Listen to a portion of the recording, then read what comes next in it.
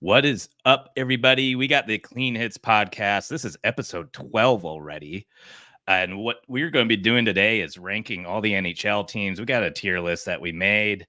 We're mostly going to be kind of discussing what we think their futures are looking like for this upcoming season. And, talking a little bit about their off-season moves. So definitely engage with us, get in those comments, interact a little bit. Let's know if we're totally botching up our ranks here, if we're totally off base. But we'll kind of do a little bit of a consensus here and try to finagle our way through this list and give fair and balanced report cards for everybody, I guess, going into the season. But man, we're like a month and 2 weeks away from the season beginning.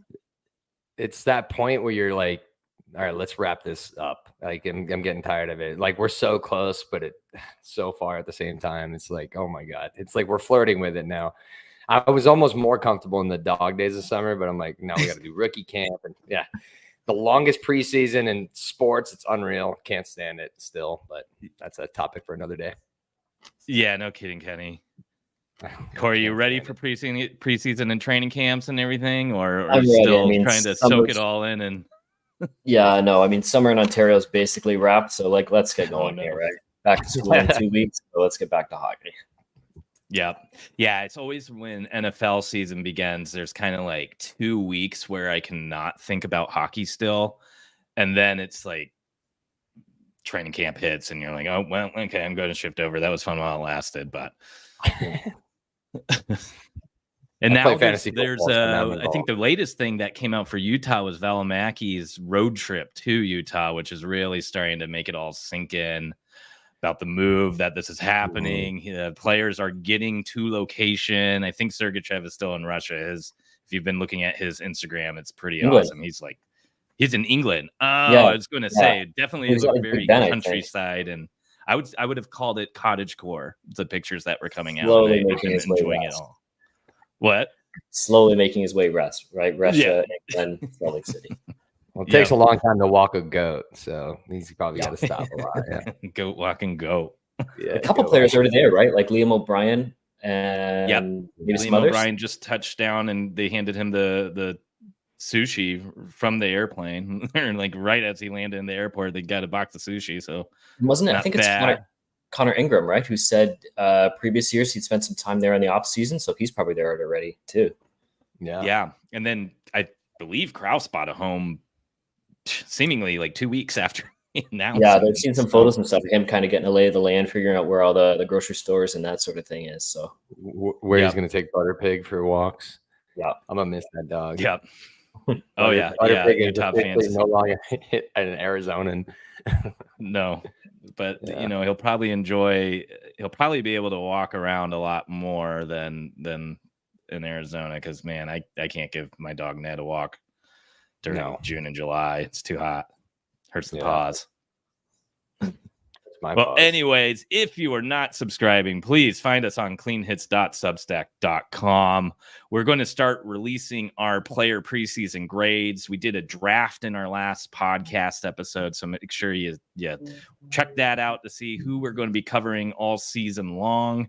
We're going to be kind of talking about how we thought they were last year. And then come January, we're going to be discussing how they've been through that first half of the season. And then we'll be giving everybody a final ranking. So if you want to see which one of the Clean Hits crew is covering your favorite players, make sure you check out our last episode.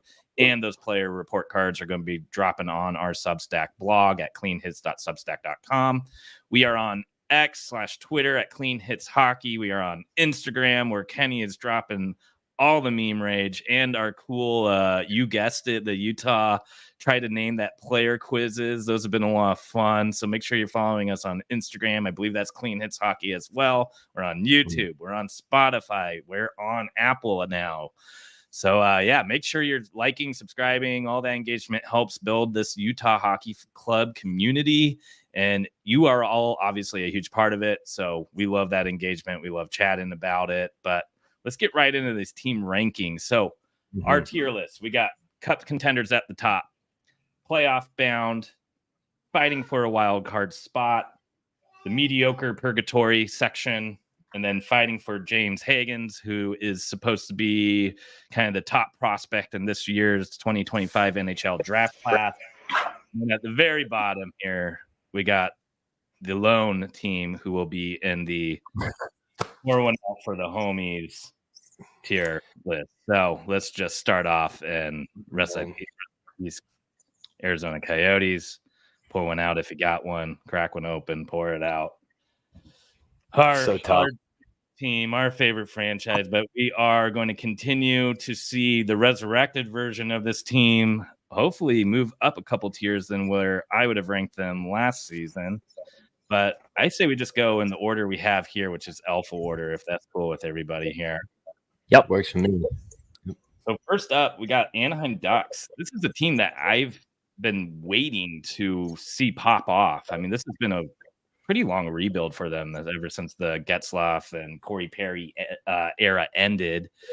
Loads of interesting prospects, but now they're almost going through kind of a retool, rebuild phase 2. It's something kind of similar to what the Coyotes actually did a couple years ago, where phase 1 was kind of the Keller, Strome, Anthony Duclair, Max Domi rebuild, and then they kind of had to blow it up again and restart. There's a lot of Zegras rumors that maybe some of those players that seem like core players may not be, and they're going to kind of build around guys like Cutter Gauthier, who they traded Jamie Drysdale for.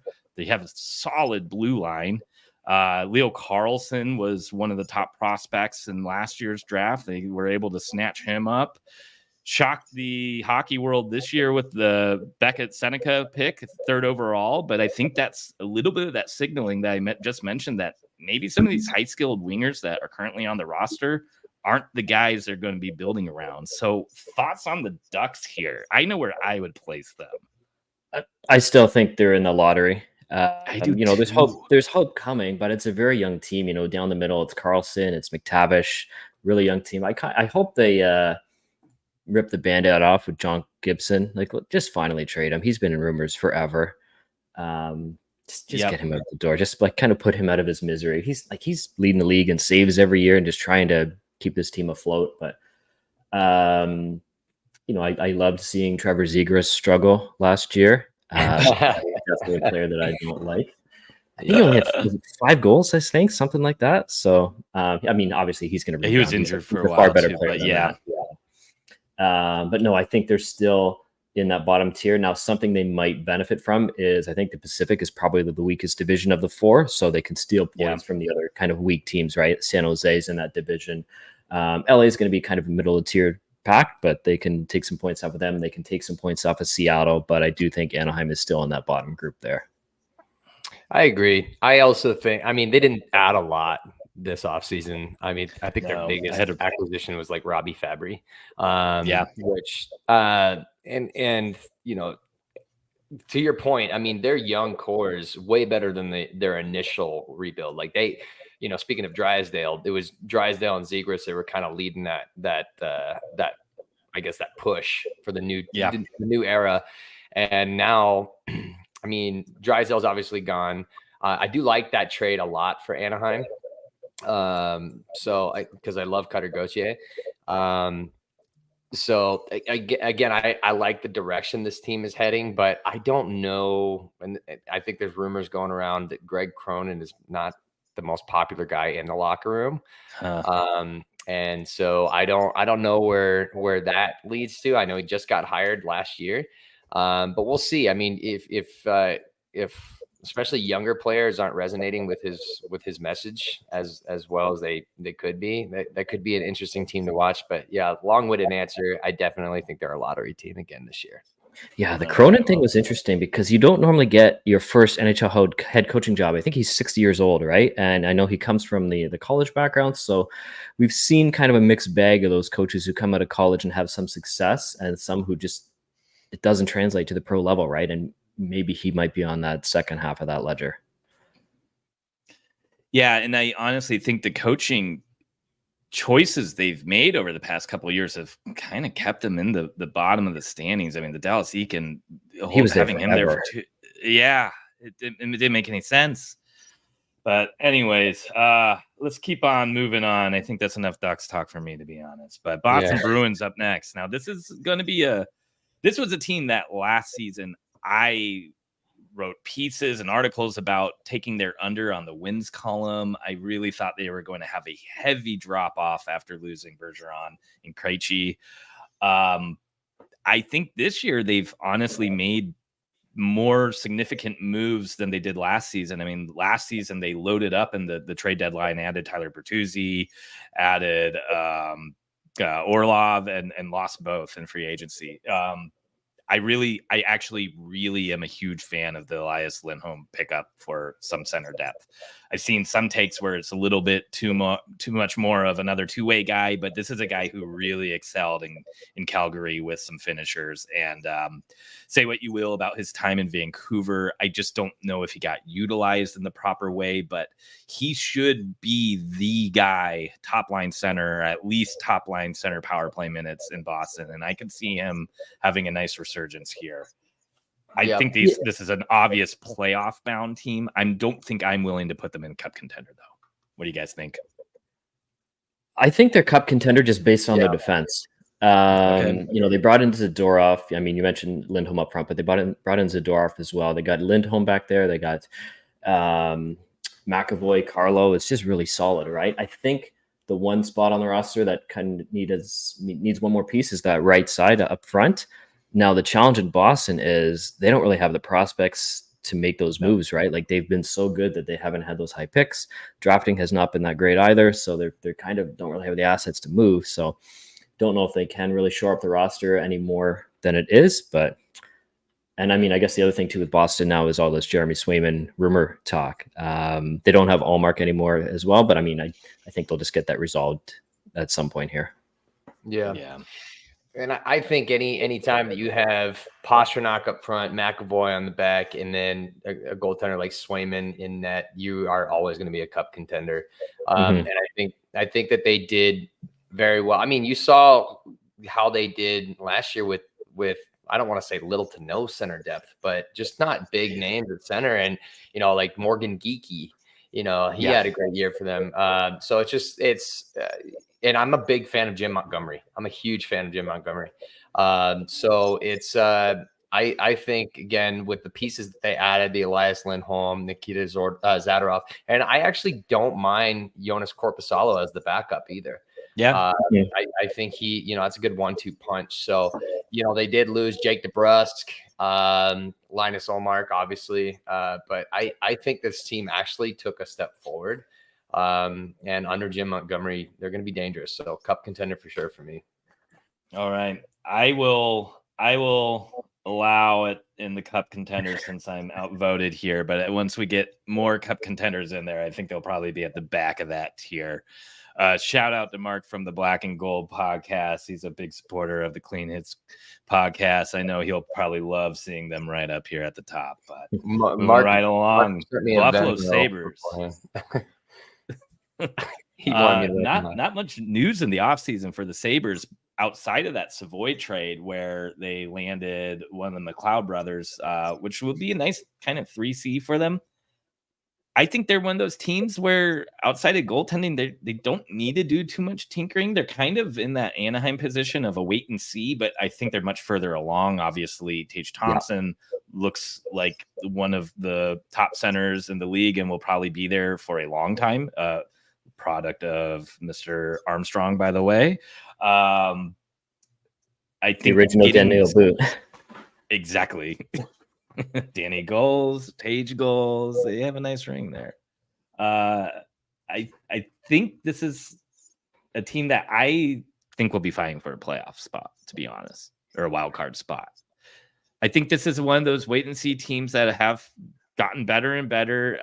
There's a couple of other teams in the mix in the East, like Detroit and Ottawa, teams that have been missing the playoffs for a while.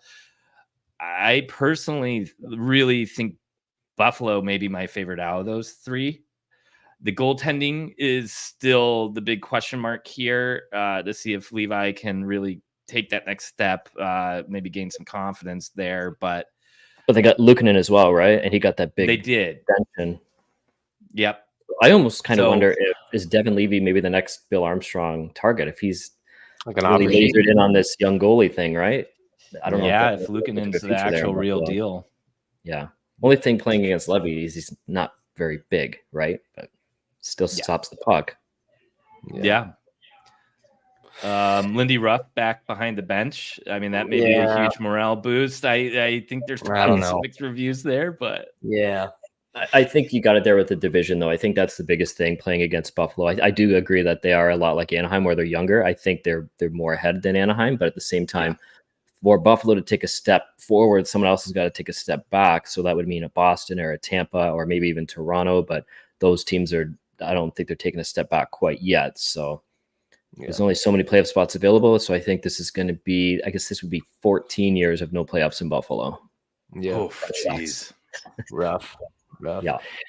This team pisses me off. This is just flat out. They piss me off because they got great jerseys. They've got great fans.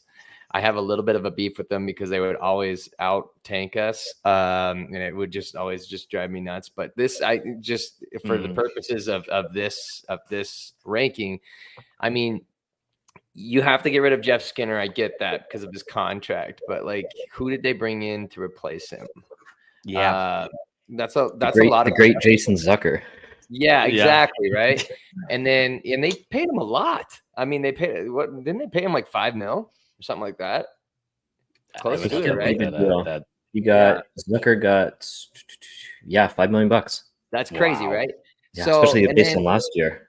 Yeah, exactly. And so and I think that people said that initially when Zucker signed with us that he was kind of overpaid. But yeah, I don't know. So like you lose Skinner's production, and then I don't know. I don't know about this. Just bringing in Lindy Ruff, it just kind of feels recycled, right? And I don't know. I just don't know.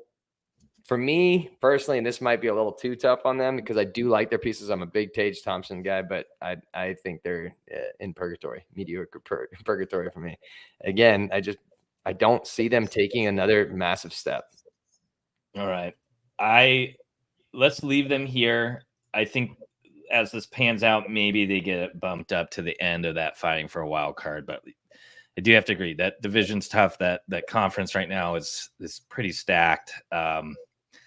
So moving on to the Calgary Flames. Now, if you're not in the Clean Hits Discord, we do have a Discord. You can find the link in our link tree and our Twitter bio.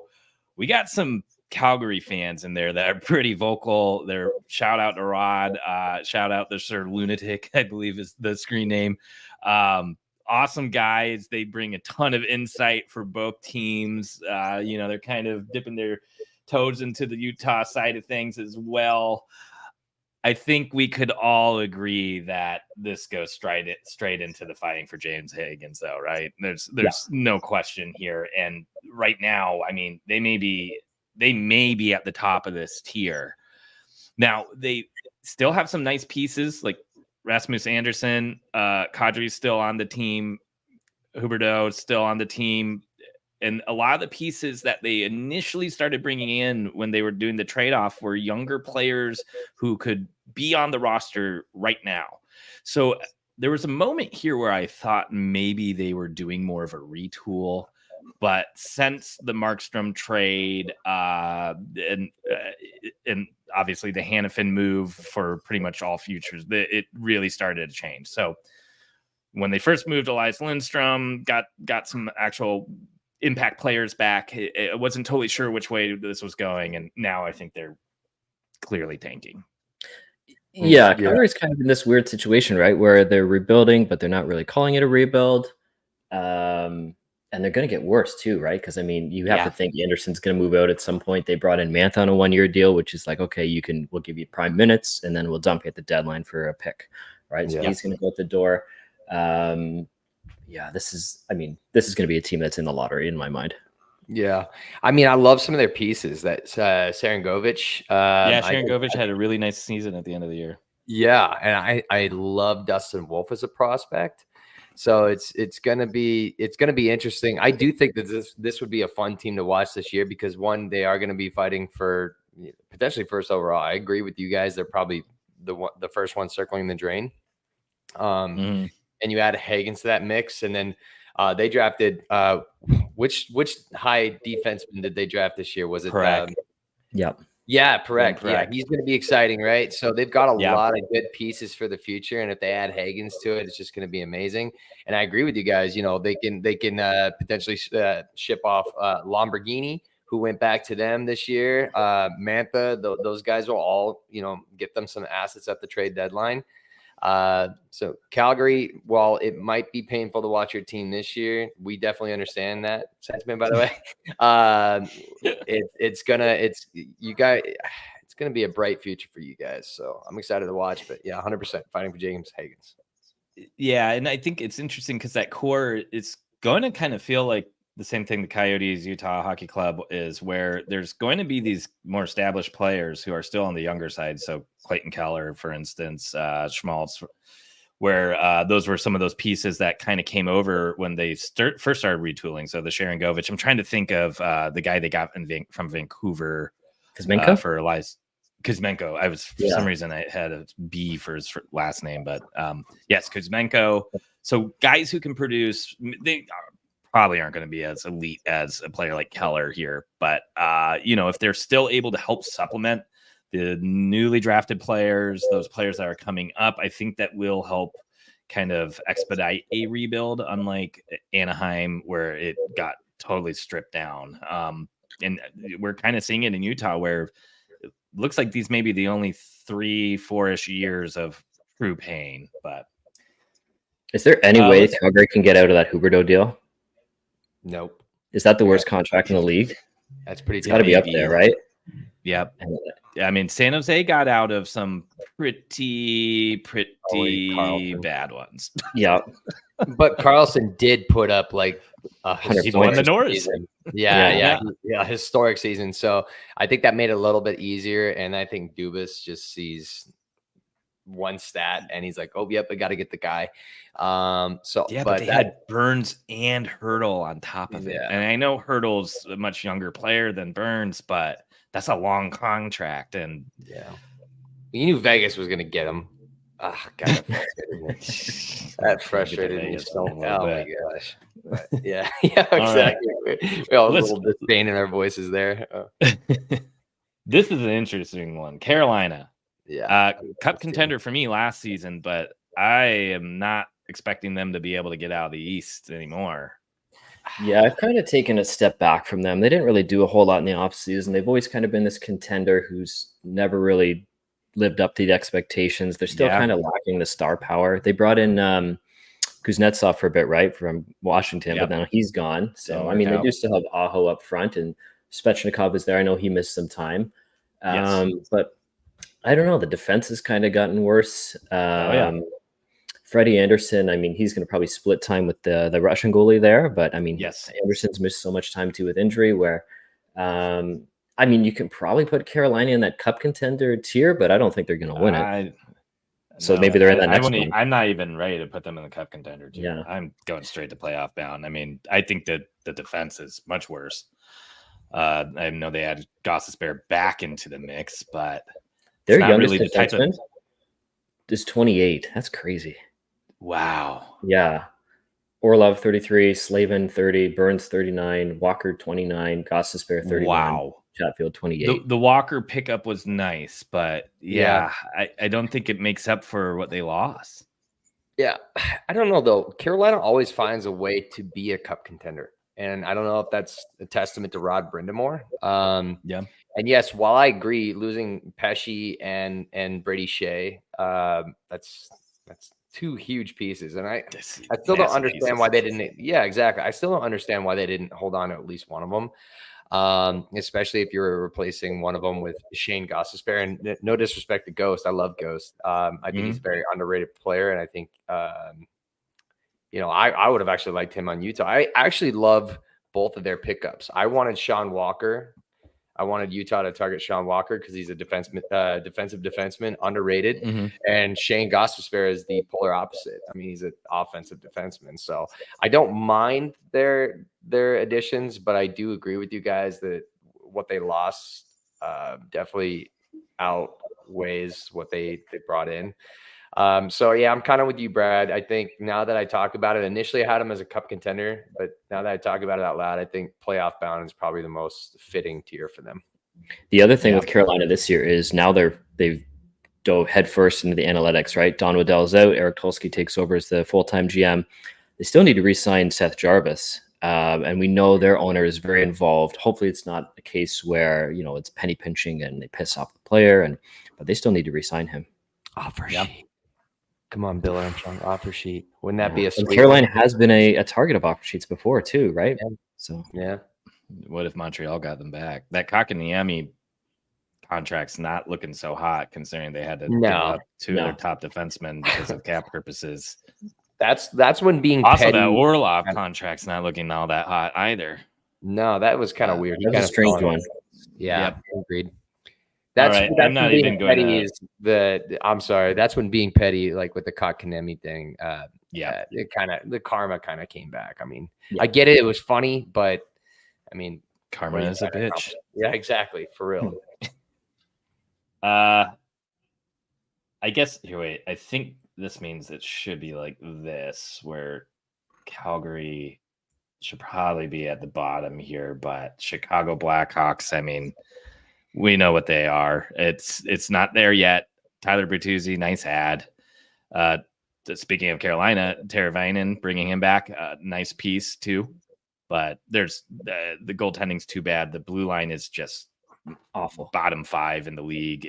This is still a team that's a while out until we start seeing them take that turn, because it's a team that had to completely strip it down.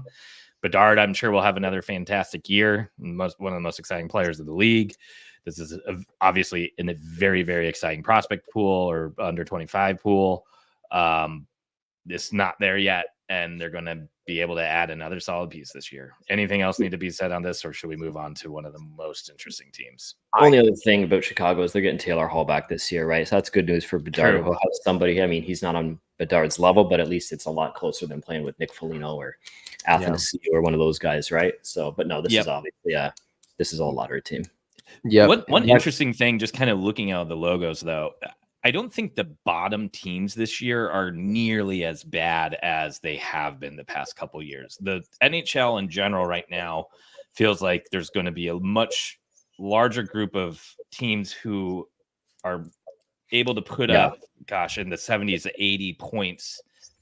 So there may not be as many dominant teams as far as just like a points in the standings, like Boston setting the record 2 seasons ago. Well, sure helps that there were historically bad teams in the league. I don't think we're going to see that for a little bit here, because all of the teams, the talent's kind of getting dispersed a little bit. Obviously, there's going to be a last place, but I think there's not going to be a redo of San Jose. No, remember how they started last year? Of Chicago 2 years ago. San Jose lost their first 10, and I think they had 10 goals for in that whole stretch. Yeah, it was bad. It's not exact, but it's pretty close. Just one last piece I think about Chicago is I think that these guys really screwed the pooch by not upping San Jose's offer for Askarov. I think if they would have had a blue chip netminder in their pipeline, this team's future might be brighter than, I don't know. Anyone's. I mean, anyone's really. I mean, Connor Bedard, you got Kevin Korchinski. Who's that speedy winger that they drafted 11th overall?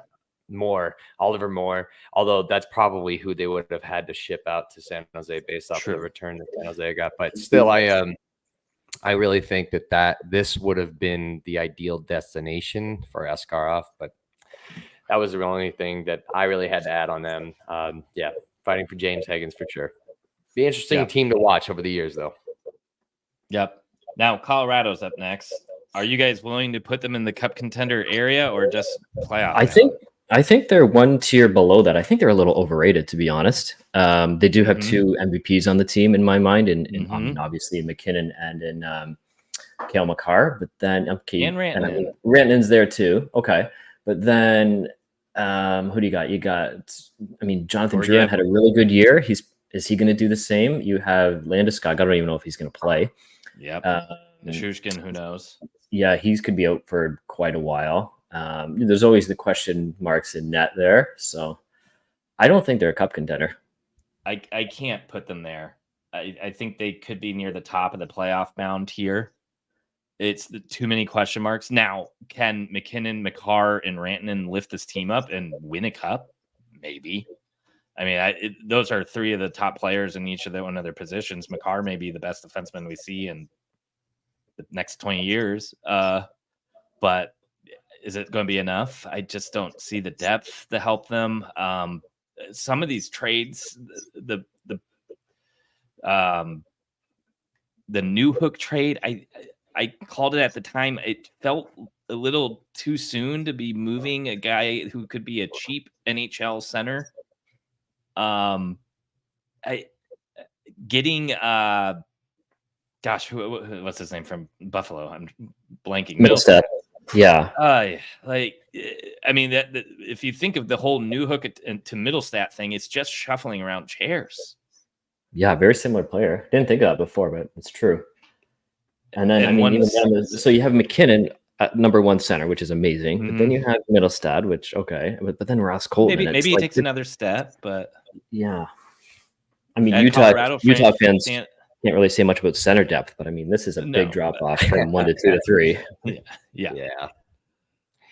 I don't know. I have a really difficult time not putting them as a cup contender, and that's just because of the pure star power that they do have. I mean, it's with McKinnon driving that boat and with McCarr on the back end. I mean, I think there's a lot of time. I think Bill Armstrong said this once too, that you need one superstar up front, you need one superstar in the back, and then you have to have solid goaltending.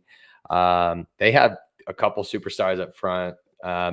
And I mean, their defense is thinned out a little bit, but it's tough for me. So I might still consider them a cup contender, but it looks like I get where you guys are at too. I'd say they're flirting with cup contender status, but in playoff bounds. So I'll defer to you guys on this one. I think realistically there should only be 5 teams in cup contender status. That's fair. That's fair. I think I'm not ready to put them there because of the question marks, but maybe when we come around, we can make some adjustments. Now, Columbus is next. The Blue Jackets are an interesting one. This was a team that was supposed to be better than they were since they acquired Johnny Hockey, and they have not. They've kind of spiraled. They've had terrible injury luck, awful goaltending. They made some big pushes last offseason to shore up the blue line. That didn't work. Now they moved Patrick Laine, who, has had some up and down seasons with them and has had injury concerns too. I think this should be in that fighting for James Hagen's and bottom tier, but I'm kind of all right with putting them maybe near that mediocre area. I don't know. I think there's a chance this team takes a step up. A lot of their young kids got big minutes last season. Some of the prospects should be kind of breaking in. We could see if Fantilli has a big year and it can help kind of shore out the top 6. That could be a fairly impactful player. But man, the division, the conference is tough. So I don't know. I'm kind of okay. Actually, looking through the logos, there's only one team, maybe 2, that I potentially put below them. I think they're in that bottom tier. Left. Which one? Columbus. I think they're in that bottom. The fighting for James tier. Yeah, they may be the best of the bottom. There's some young talent there, but I mean, it's always such a mess in Columbus, right? I mean, last year was a disaster with the whole Mike Babcock thing, and then they just were never able to get back on track. There's a lot of good young pieces, obviously, like Fantilli and Sillinger and all these other pieces, and they got rid of Laine, so they're kind of moving away from that, and they bring in Don Waddell to kind of bring some legitimacy to the franchise, right? But at the same time, then you still got pieces like who's going to play in net, because you got Elvis, he wants out, the team doesn't even want him, the GM's saying his contract is awful, who's going to take this guy? So if he goes, then who's in net? And not sure. Sean Monahan was a nice add. Yeah, but I don't think it's enough. I think you're right. I think they're still near the bottom. I thought that was a lot of term though for Monahan, like one bounce back year, and then he gets, I think it was a 5-year deal. Yeah, that's a lot. Yep, I love his story. I love his story because Johnny Gaudreau. Yeah, and he's worked his bag off to get back to where he's at, right? I mean, he's gone through some ugly injuries, so I loved seeing him bounce back. But I agree with Corey. I think he's getting up there in age. I know he's still pretty. What is he? 29. I don't know. Monahan 29. Sounds about. Yep. Yeah, 29. Yeah. So he's getting up there in age, and thought it was a little rich, but yeah, I don't see them. I mean, again, this is going to be one of those teams like Columbus or like Chicago that are going to be really interesting to watch over the coming years. But right now, they're kind of that Gaudreau signing might have really jumped the gun. I don't really know what they were doing there. Yeah, I mean, they go ahead. No, I was just, you go ahead. Oh, I think that they that move kind of shocked the whole hockey world, and it still doesn't make sense to this day. And honestly, I cannot stand the Line A trade for them. I know that their hands were tied, and I do like Waddell, but he is young, and when he's healthy, and if he is healthy, they're going to regret that trade. They're going to 100% regret that trade. They should have gotten more for him. He's a young sniper that's going to put up in a full season probably 40 plus goals, in my opinion. Might be a hot take, but he's done it before. I feel like the Blue Jackets kind of remind me of like the Gretzky era Coyotes, right? They're bringing all these random pieces. I mean, they had Line A, Gaudreau, Monahan. It's like Owen Nolan and Tony Monte and all those other kind of Gretzky era teams. There's not really a whole lot of direction. There hasn't been a lot of success. They've won 2 playoff series since they came into the league 24 years ago, and one of those was in the bubble. So it's like, does that even really count? Yeah, I don't know. Columbus is it's almost like Buffalo too. Like I'll believe it when I see it. So yeah, I think they're a lottery team. Buffalo has a lot more promise right now. Yes, absolutely. I think Don Waddell has a big task here, and he said the other day something about like bringing like legitimacy to the franchise, and like there was not a belief in winning and all these other things, and it just seems like almost like an expansion team, like just kind of burn it to the ground and start all over. Yeah. Sorry, Columbus fans. I feel for you guys, but this has been a long one. Lots of ups and downs since those playoff years. All right, let's move to, I think, one of the best teams in the league, one of the best franchises, period. I am a Dallas Stars stan. I cannot believe I am saying this, but ever since I got more into sports betting and just kind of watching the teams a little less biased without always having a rooting interest, Dallas has really impressed me. I mean, they're drafting since they've become the Dallas Stars from the Minnesota North Stars. I mean, this is a team that has, honestly, I don't think they've ever had a bottom 5 finish in their franchise history. I need to double check that, but the only time they won the lottery and drafted in the top 3 was that year they got Heiskanen, and they moved up from spot like 11. This is a team that has consistently always been able to put together a competitive team, and we are in a new era of the Dallas Stars with Jason Robertson, Heiskanen, Ottinger, who, mind you, were their first, second, and third round selections in the same draft year. Now we have Wyatt Johnston, who seemingly is the top player from the COVID year draft class out of nowhere and was not very heavily scouted, and Dallas were willing to take the risk on him. And now Logan Stankoven has broke into the league. They lost Joe Pavelski. They didn't really add too many pieces, but this is kind of keeping the band together and keeping it rolling. I think they're going to have some room to play with come trade deadline. I know they lost Chris Tanev, but I don't know. This is a team that I don't see how you can't call them a cup contender. Yeah, I think they just need to find that Tanev replacement. I look at the D here, and they have names like Lyubushkin and Matt Dumma, so 2 former Coyotes there in their top 6. Things get a little shaky there, but if they can bring in one more top 4 D, and I think the other thing with them too is if Ottinger can play how he needs to play in the playoffs, then yeah, this is a cup contender in my mind. It's just solid throughout. Rupe Hintz too, an incredibly underrated player. Oh yeah, I completely agree. Honestly, one of my favorite players in the league. I mean, a lot of these guys are, and I have never liked the Dallas Stars. And so many good young players that were not. I know they still have people coming up. Yeah, like Logan Stankoven and Wyatt Johnston and Maverick Bourque. Like they were relatively high picks, but they weren't like, first, second, third overall. Top 5. So, yeah. Yeah. I love the fact that Duchesne came back on the same deal. That's a great deal for them. Mason Marchment has turned a new leaf over there, man. Like I had him in fantasy and he just would not stop putting up points. I would have never guessed that, right? But to your point, by the way, one of the best nicknames in hockey is Stank. That's so awesome. I love that. Like that is just so filthy, dude. I just like what a play by Stank. Maverick Bork is, that they called him up in the playoffs, right? As kind of like a last ditch effort. He's solid. And I think I've kind of beat this drum, and it's probably going to sound a little ridiculous at this point. But again, you've got 3 premier, listen to that word, players in 3 premier positions. If you have that, you, in my opinion, are a cup contender hands down. And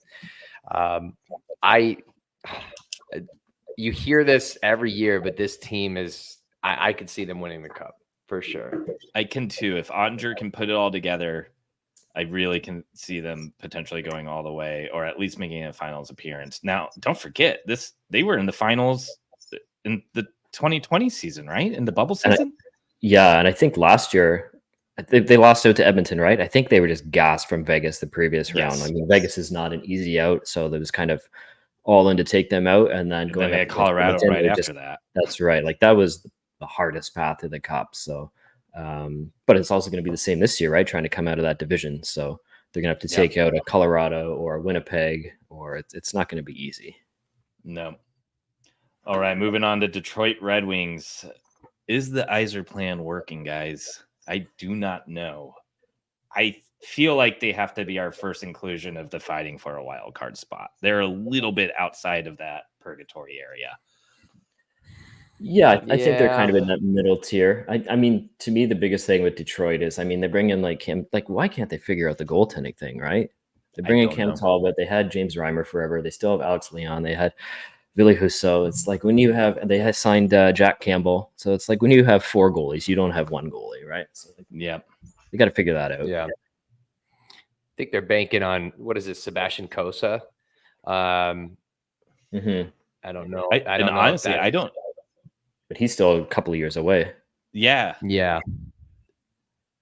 And the prospects they've been able to draft lately are very much like long bake type prospects.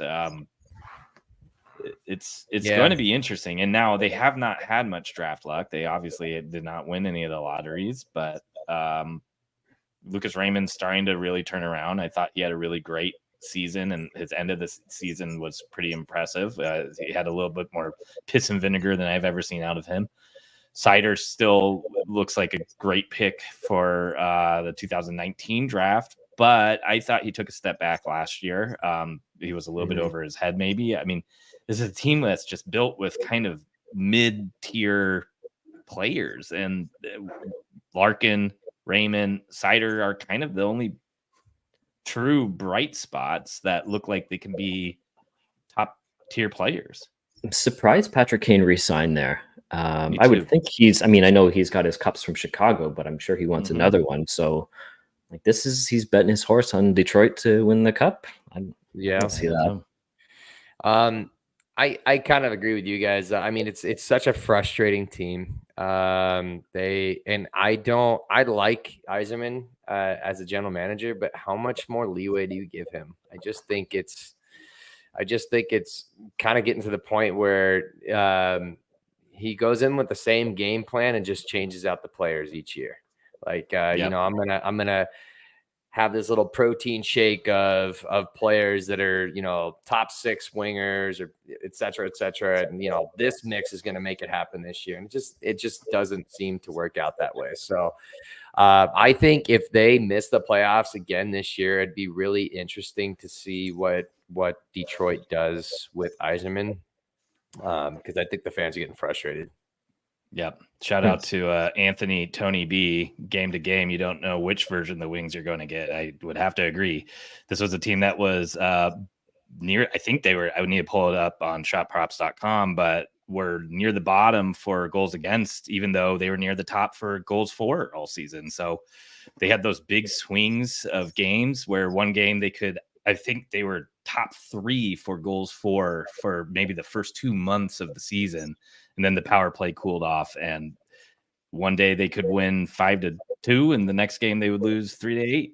I mean, those battles with Ottawa were clear of where the team was, I thought. Let's keep it rolling, though. Edmonton Oilers probably had the most interesting and maybe exciting offseason, depending on which side of the fence we are here. I don't think there's any doubt that they're still a cup contender, though. I have put in a bet for them to win it all pre these offer sheet moves. I actually was a big fan of them nabbing Arvidsson. I think that's a huge addition. I actually did not mind them grabbing Skinner because that means just how loaded that forward depth is.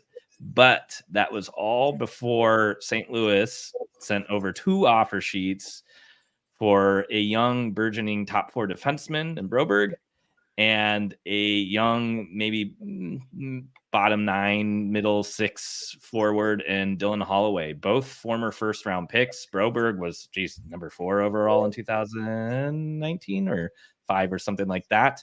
And Holloway was part of the 2020 infamous draft class that was highly touted going into that season. He was more of in the middle rounds, so I think late teens, early 20s or so. Both players I thought showed and made impacts in the playoffs this year. Both players I thought helped them get to the Stanley Cup finals. I thought Holloway was exactly the type of player they need, could probably transition to playing 3C this season, be the type of guy who can jump up to play on the second line center when needed. Smart two-way guy, exactly what they needed, especially to help supplement guys like Jeff Skinner. And they are both gone. So I still think any team with McDavid and Draisaitl and Evan Bouchard, who I think has been fantastic, and if you look at his numbers in each season's playoffs, it's like that's where he gets his Popeye spinach is during the playoffs and just goes absolutely like Super Saiyan in it. And the following season, he follows that up and kind of continues it. So he's a guy I actually placed a Norris bet on. One of my favorite Norris futures. I think it's about plus 850 or so. I thought Stuart Skinner was fantastic in the playoffs. Ultimately, the Panthers were able to outgrind them, outcoach them, out everything them. But outside of the offer sheets, this was a team that I thought was kind of a dead ringer to be back in the finals. But now I'm not as sure, even though I do think they're one of maybe the top 2 teams in the West, top 3. Yeah, I put them a shade below the cup contender tier just because, I mean, it's always a story in Edmonton, right? Like the defense is not there. I mean, obviously it's not going to be on the same level as when you have McDavid and Draisaitl and all these other guys up front, but they lose Broberg, and then just the split on D. You have Ekholm, Bouchard, and Nurse. You got those 3, and then you have Ty Emberson, Brett Kulak, Troy Tetchert, so 2 former Coyotes in that group as well. So not the greatest bottom end of the defense. And what happens if one of those top 3 guys gets hurt? They also have no cap space. So like this is the finished product going into the deadline. Maybe some minor tinkering, but that's kind of it. The thing with Edmonton though is they're going to be able to beat up on that division. Anaheim's not very good. LA is kind of middle of the pack. Calgary's going to be at the bottom. Seattle, we'll see. So they can rack up some points within their division, and just based on that, they can get high in the division, and then that could be an easier path to a maybe a path to the final again. They are the type of team that can beat anyone, and I think would prefer to do it quickly in the playoffs. The longer the series goes, the more cracks you will find in this team, but they have the firepower up front to kind of handle anybody quickly as long as they can keep on racing on all cylinders. But I would have to agree. I this can be a little bit of a hot take, so I apologize in advance, and everybody's going to think I'm crazy for this, but I think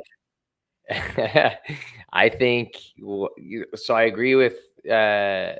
I think they're a cup contender, but after after the brilliant move by Doug Armstrong, I think it was an amazing move. It's going to change offer sheets in the future. I think what they should consider doing is trading Zach Hyman. And it's the reason why. I know it's tough. It's a little bit of a hot take, but Zach Hyman, you could trade him and get a haul right now. And if you look at his goals, this is no disrespect to Zach Hyman. I think, he's a great hockey player. But he had a lot of tap-ins this year. You could find a cheaper guy that you could throw up there. And Arvidsson's maybe already be on the roster. Yeah, exactly. May already be on the roster. Skinner as well. Skinner, they signed for dirt cheap too. Skinner's a 40-goal guy. You could trade Zach Hyman, fix your holes on defense while remaining cap compliant. I think that if they do that, they are a legitimate cup contender up there with Dallas. No questions asked. So again, a lot of people are going to be like, why the hell would you do that? The guy just put up 50 plus goals. I don't know how many goals he scored this year. But I mean, he's getting up there in age. That's what I would be looking at. One other thing with Edmonton, Leon Draisaitl last year of his contract, unrestricted next summer. How much money to come to Utah? Want to be the number one center in Salt Lake? Yeah. Ooh, another hot take. Also, we're just a hot bet take. Draisaitl for Hart is very interesting. I believe it's in the plus 1,000 range. If McDavid were to go down and Draisaitl becomes the guy and helps carry them into the playoffs, that is a hell of a story. And if he can kind of continue on a point race tear, that may be something that kind of considered doing a little sprinkle, especially if you're going to go heavy into McDavid, since he's the clear favorite. All right, let's move on to my favorites, the Ice Cats, Florida Panthers. I don't see how you don't put them back into the cup contender territory after just winning it all. But you can make some arguments that they lost some key players, especially on defense, and that maybe this is going to be a little bit rockier of a year for them. Thoughts? Yeah, I think they lost some pieces, but I think even the bigger thing playing against Florida is they're just going to be gassed. I do think they're in that cup contender tier, but I mean, two trips to the finals back to back, the style of play that they play, it's going to be very hard to get back to the finals for a third year in a row. Yeah. I agree. I think the fatigue's going to kick in a lot, but I do think that they're a cup contender. I mean, that roster is built to contend for a lot of years to come. That Tkachuk deal by Bill Zito is going to go down as one of the best trades in the last decade, I think. That I remember where I was. That was one of the biggest trades I think that rocked me. I was like, I cannot believe that just went down. I think, losing Montour and Oliver Ekman-Larsson is going to be tough. But they still have Gustav Forsling. They have Aaron Ekblad. They have Forsling took such a huge step during the playoffs last year. And honestly, you could have said the same thing last season where they lost Gudas and they had Montour out for part of or was it Montour and Ekblad or both were injured at the beginning of the season. I don't. So it's also such a weird place they're at with goaltending because Bob Borowski, like the fans wanted him run out of town, and now he's like their savior, right? But they also have Spencer Knight, which is like, what is Spencer Knight's deal? That's another guy that's he's their future in goaltending, and he had to step away, for personal reasons. I get that. I'm assuming he's back and healthy, I'm rooting for him. That's going to be so interesting to watch because Bob Borowski might be, especially with the salary cap going up, might be a trade target, and they might have their future guy in net, and they could continue to add to this already built roster. So long-winded answer. I do think Florida is it's going to be a cup contender for a while. And if we want to talk betting, Sam Reinhart's not going to get 57 goals again. I like the player, but I mean, crazy. Yeah. And he's now got the big contract. So, that's a tough one. More power to him, though. What a great year for him. I would have never guessed Sam freaking Reinhart was going to score near really fun to watch. Goals. Yeah.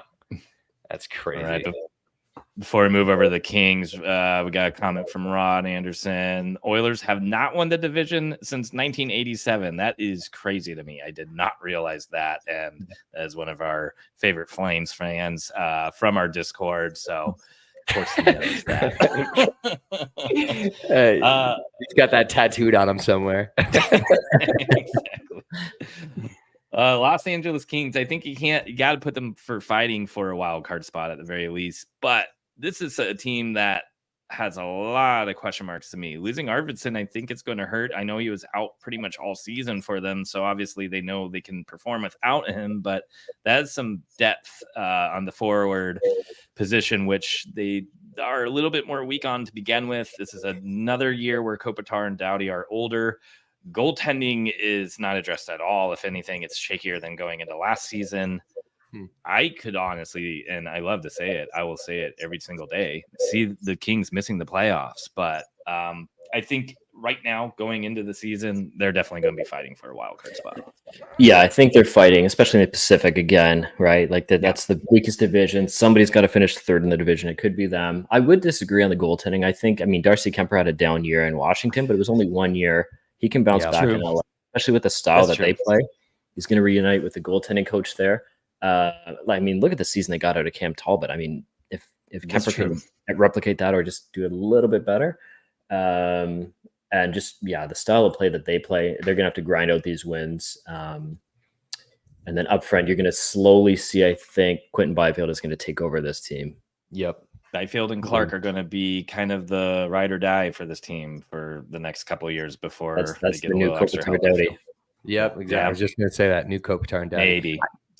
Yeah, right. I like Kemper a lot. I still think he's got a lot to prove. He's a big boy, very flexible. We all know him very well. So I agree. Yeah. I do like their goaltending. Addition by subtraction with the Pierre-Luc Dubois. And the last addition by subtraction is getting rid of that ugly Shield logo and going back to those beautiful Gretzky jerseys. Those jerseys are so awesome. But agree with the ranking position we got there. I think we got another wild card spot right after them with Minnesota Wild. Wild card. Again, it's a team that's like too good not to put here, even though I would maybe put them. I may put these three teams in this exact order.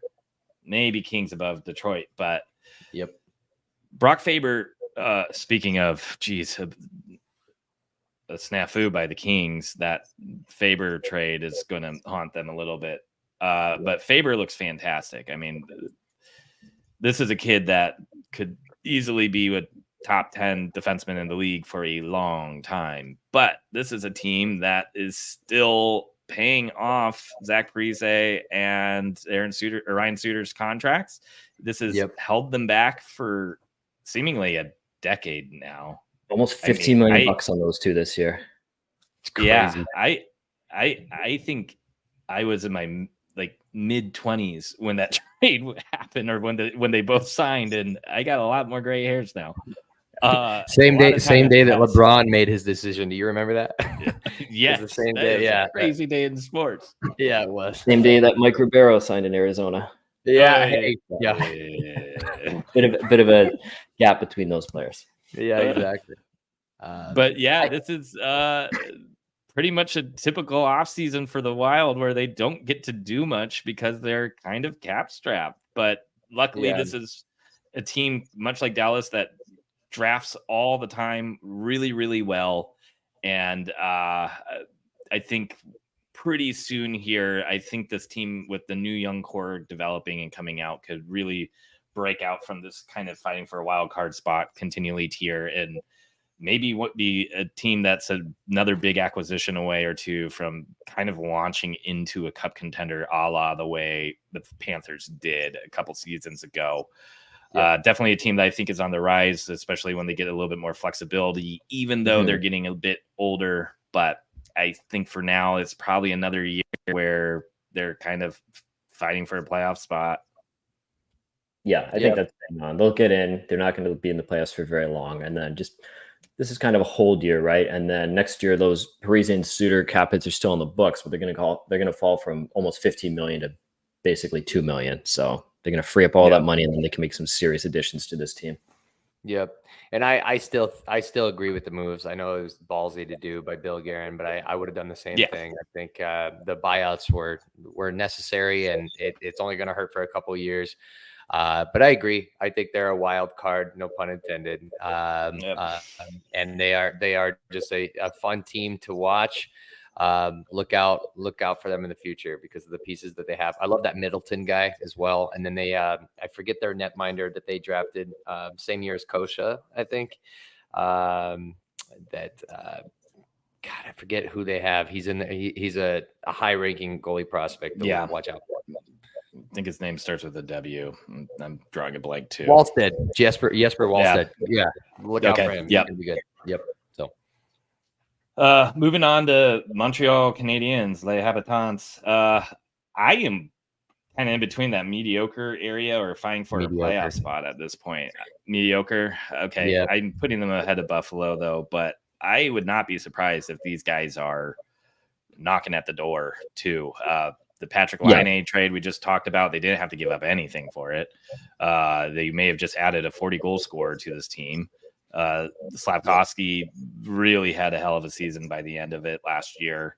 I still think the center depth is nice. It's decent. I don't think they have kind of a prototypical top centerman, even though Nick Suzuki is pretty dang good. Cole Caulfield, another great goal scorer on this team. The blue line is kind of where the fall off may be, but they got some prospects that are going to be kind of slowly getting integrated here. So David Reinbacher, Lane Hutton, he may make the roster this season. I think he's on the team. Yeah. So lots of promise here. I'd agree. I think they're probably going to be in that like 12th worst spot still. It's like mediocre, but good mediocre because they're on the way up, right? Not on the way down. Yes. There's a very big distinction between bad mediocre and good mediocre. Yeah. The Coyotes have been on the bad mediocre side for a long time. Another piece too with Montreal, Kirby Dach coming back, right? Missed basically all of last season, so he's kind of the forgotten player. And then on Patrick Laine, it's almost like a freebie. If you take him out of that trade, it was trading Jordan Harris, getting a second-round pick back, and then just seeing what they can do here with Laine. I mean, he does cost a lot, but they're not anywhere near the cap, so let's just see what happens. And he might thrive in this market. He thrived in another Canadian market in Winnipeg. He might, with the big media and all the fans and all that sort of thing. He still can be a 40-goal guy. Just didn't work in Columbus, and I think there's pretty good potential for a bounce back here. And if it doesn't happen, he's only signed for 2 years, and then they can move on. Yeah. I am very excited for pregame fashion show walk-ins from Patrick Laine in Montreal, though. This is going to be maybe the best part of this trade, to be honest. Yeah. Anything else about the Canadiens before? Oh, you want to go ahead, Kenny? Yeah, just real quick. I think I love St. Louis. I love the Laine trade. Just the few things that they need to address before they become a wild card team. They're a small team. They got shaky defense and shaky goaltending. I think if you address those, and it's only going to take a couple pieces because your young pieces are really nice. Add some size. Let their defensemen that Reinbacher should be good for them, and maybe address their goaltending situation. They could be a playoff contender next year. Yeah, I think they are a step or two away from it, and I think the St. Louis injection really helped kind of make this team believe in themselves. And I guess that's kind of where I would say maybe they are going to be fighting for a playoff spot, because this is that type of team that can really kind of bond and you're young enough, but still have enough savvy vets on it that maybe the whole unit is better than those individual players, but maybe there's a little magic in Montreal this season. Nashville. This was a team that I would have probably put in the fighting for a wild card to purgatory area. I can't imagine them not at least making the playoffs. They did last season.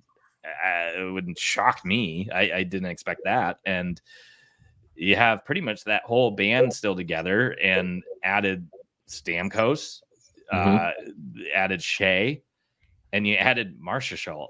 I mean, this is wild. It's I've never heard of potentially a cup contender. I'm not ready to put them there yet, because I do think making that many big moves sometimes takes time to adjust. But with that many star names on this one team, Ryan O'Reilly, Roman Josi, along with the names that we just listed. Forsberg, thank you. And all the young guys who took a step up last year, Tomasino, Kiefer Sherwood, Evangelista, all of these guys were looking phenomenal. And this has been a defenseman factory. So their blue line, even though they may not have the flashiest names outside of Yossi and now Shea, is still a solid core. And of course, Saros is a fantastic goaltender. Everything's here. It's, to me, is the chemistry there or not. Yeah, and I think the other thing too with Nashville that stands out in my mind is is Steven Stamkos a wing or is he a center? He kind of shifted to wing there in Tampa, and then if he is a wing, then their center depth gets a little bit shaky after RRR, right? So that's my biggest question with Nashville. Nashville reminded me a lot of me playing like the EA NHL games. Like July 1 comes on and I'm like grabbing. Stamkos is a free agent. Yeah. Oh, so is Shea. So is Johnny Marcia show. Yeah, it was a phenomenal offseason by them. But I do think that you're right, Brad. There's a lot of change and a lot of turnover there. You never know how they're going to mesh, but I like their chances. I mean, they grabbed 3 of the top 5 free agents out there in one fell swoop. So should be a fun team to watch. And it's worth mentioning that Saros did allow them to send off Askarov to San Jose, which I'm jealous of San Jose, but as you know, Saros is still young, and I don't blame them for getting some assets for Askarov. So should be a fun team to watch in the future. And I don't think that they did bad on that Askarov trade either. I think they got a pretty good prospect. I forgot his name, but he was originally drafted by Vegas and is obviously now made a stop in San Jose and now in Nashville. So overall, late former first round pick. Edstrom, that's Edstrom. Yep. Yeah, they'll be a fun team to watch for many years to come. So definitely agree with their position where we're at. All right, I am ready to put Jersey into a cup contender status or at the top of playoff bound. I got them the same. I think this is a team that is very reminiscent of Colorado in those years where they seemed very dominant. They have some of the best contracts in the league. In Vegas agrees here. So if you're looking at the odds for the teams to win the Stanley Cup, Edmonton is in first at plus 850. Florida is second at plus 1,000, and Jersey, Colorado, and Dallas are all tied for third at plus 1,100. So this is one of the most complete teams in my mind, both as far as young talent and vets. I think the Tyler Toffoli acquisition last year was just too many cooks in the kitchen, just loading up that forward spot a little too heavily. This allows their guys to cook a little bit more, as they say. I think the Hamilton injury actually may have benefited them in the long run because it kind of threw Luke Hughes and Nemec into the mix and kind of put them into a category where they had to eat big minutes, play tough assignments, and both were decent. I don't think anybody would say that they were bad, even though I'm sure there's plenty of Devils fans that were hoping for just monster seasons when those kids hit their rookie years, but that's fine. I think this probably was a better experience for them in the long run, and they finally have a solid goaltender. Yeah. The biggest concern for me is injuries. Can this team stay healthy? Jack Hughes has struggled with that pretty much his entire career, unfortunately.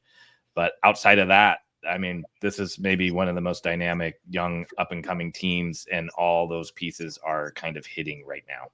Yeah, they got the goalie. Big fan of the Markstrom edition, and I think Jack Hughes is probably the most underrated player in the league if he can just stay healthy, right?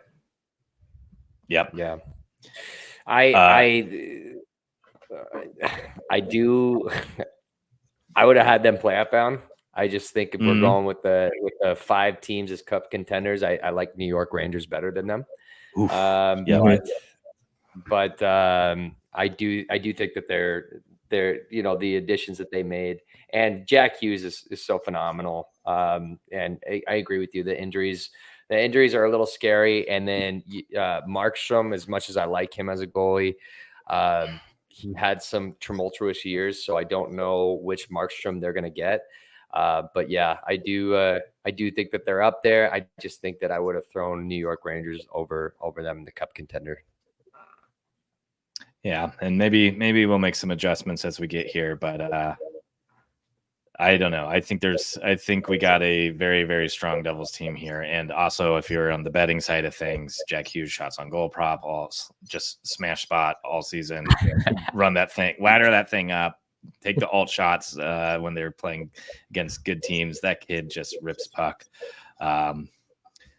Even though he can be a little tricky to predict, but when he's on, and you can usually cash out in the first period. All right, next up, a very confusing team, a team that always seems to be in the mix.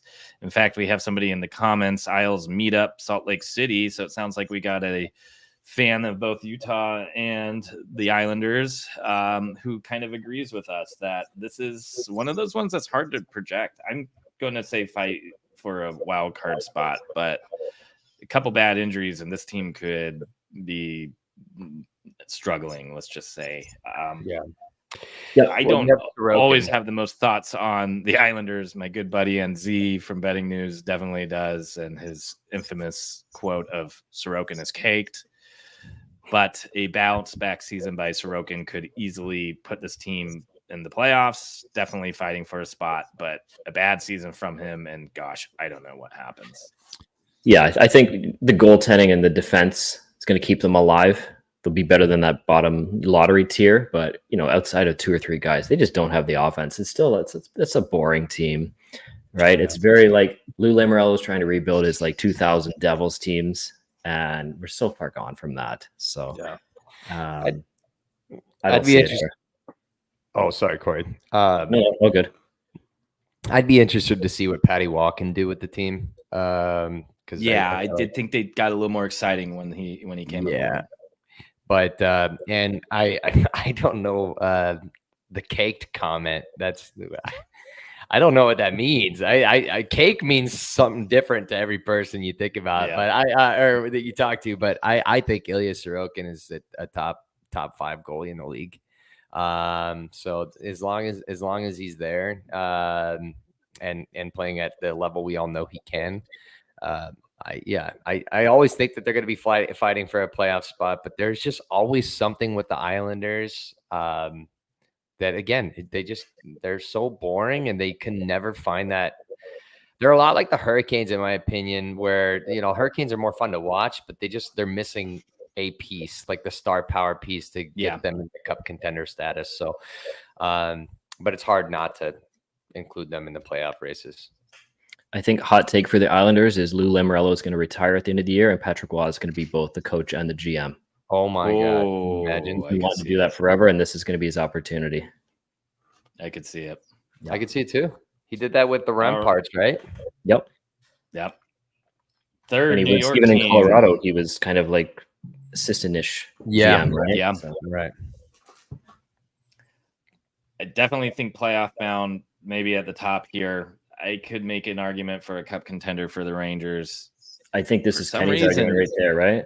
This is they got the number 1 goalie, they got the number 1 D. I don't know if they have a number 1 center, but they got Panarin, so they got a number 1 forward. Yeah. Lafreniere really started to show up in the playoffs. I think he will be a great sneaky shots on goal prop player for most of the season. Hopefully we get him at 2.5 instead of 1.5 shots on goal. Yeah. I definitely think they are probably at the top of the playoff bound tier. I think I always expect more from them once they hit the playoffs, though. And I feel like this is one of those teams that just looks and feels like they should be better every single season and just can't seem to get past that second round. And I don't know what it is about that because Shesterkin is, again, another top 5 goalie in the league. Zibanejad, I know he had kind of an off, what do you call it? I mean, he wasn't on in the playoffs. But Panarin's the best free agent signing in the last 10 years. Again, kind of to reiterate what Corey just said, they have premier players at all 3 positions. I just don't see how they're not a cup contender. I don't know what's holding them back, but I just think that they might be one of those teams that just gets there and falls on their faces. But something's got to give, and I think it's coming. So I have them as a cup contender, but I like where you have them. I would also be willing to swap them with Boston and maybe put Boston more like, maybe something more like this. I like them better than Boston. I do too, to be honest. How's that look? I don't know. Gosh, but then you think about it, then we go back to Boston, and they have premier players in all three positions too, with Pasta, McAvoy, and Swayman. I think they have weaker depth, though. Yeah, and I like Shesterkin a hell of a lot better than Swayman as of now. That could be something that somebody clips me for in the future, but yeah. I like New York ahead of Boston, but you didn't have to move that for me. I hope you didn't, but yeah, I agree. I think I've been thinking about it, Kenny. Yeah, very curious with the Rangers. I mean, we saw the breakout from Lafreniere. Like, is this finally the year for Capo Caco? And if not, I think he's an RFA at the end of the year. So if it doesn't happen this year, he's probably getting moved out. And his trade value, if he doesn't have a good year, it's probably not very high. Yep. Correct.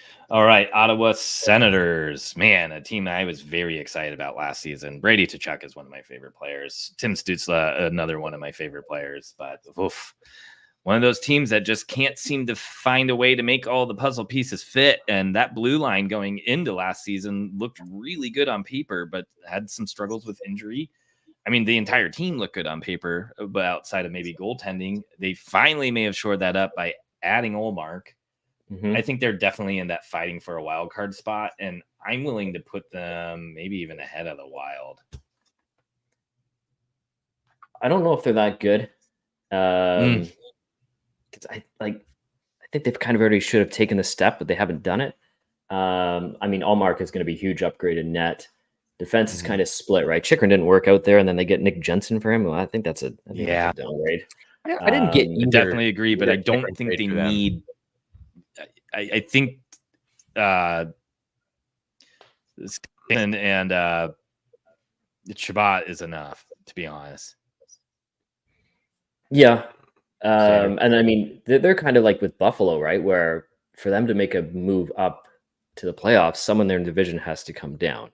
So, and I don't really know if that's in the cards just yet with Boston or Toronto or Tampa or those teams who are going to be playing for a playoff spot. I think this is a team that could take one of the biggest leaps this season. They do have a new that's my coach. opinion.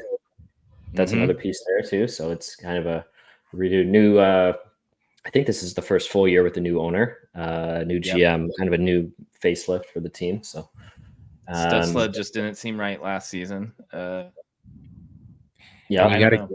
you got to keep Brady happy. He just saw his brother win a Stanley Cup, and there's already been whispers, I guess, that that there's teams calling about him. I don't know how substantial that is, but I would be doing everything in my power to keep Brady happy because he's your heart and soul of your team.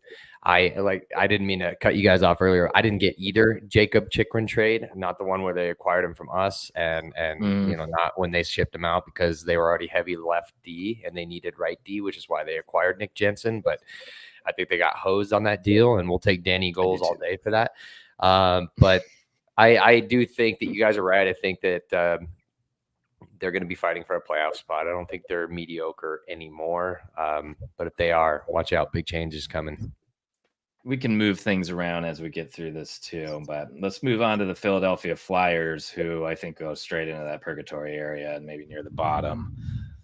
Definition of purgatory team in my mind, where, gosh, you thought they were going to sink finally and really start to pick up some big pieces in the draft, and then they were pushing for a playoff spot last season.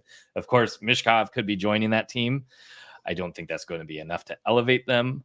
I think this is a clear Tortorella team that is going to outperform what they should be. Very reminiscent of Tippett teams.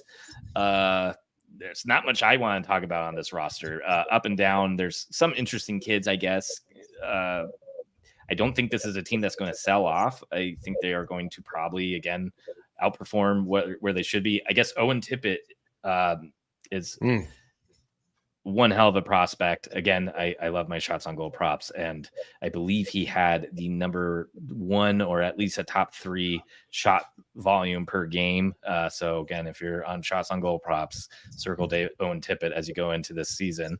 But him and Mishkov could be very interesting together. To playmaker, Mishkov's playmaking ability with Owen Tippett's release could be pretty interesting, but I just don't see enough here to move them out of the spot, and I see too much to put them in the bottom 5 area. Right. Yeah, and I mean, always the case in Philly is like the goaltending, right? Carter Hart's not there anymore, and now they got that Russian kid Fedotov who came over. Samuel Orson's still there. A player I do like is Jamie Drysdale. I like that addition for them. Yeah, he's healthy. I really like him. And Cam York has been nice for them for the appearances he was able to make. I think he got. And I think even up front, that's a group that can really play John Tortorella hockey and be a lot better than they should be. But I don't think they're a playoff team. And we kind of saw that last year, right? They were kind of in the thick of it right until the end, and then it all just burned right to the ground. Yeah. Yep. And they didn't really make any moves this offseason either. No, nothing crazy. I mean, Cam Atkinson's gone. Short of getting Mishkov's coming in. Yeah, and Philly fans, I know it's exciting. I'm excited for you guys. I really like Mishkov, but if Connor Bedard couldn't carry the Blackhawks to the or anywhere near the playoffs, like Mishkov is not going to do that for you either. So it's going to take a little bit of time. You're going to have to build around him a little bit.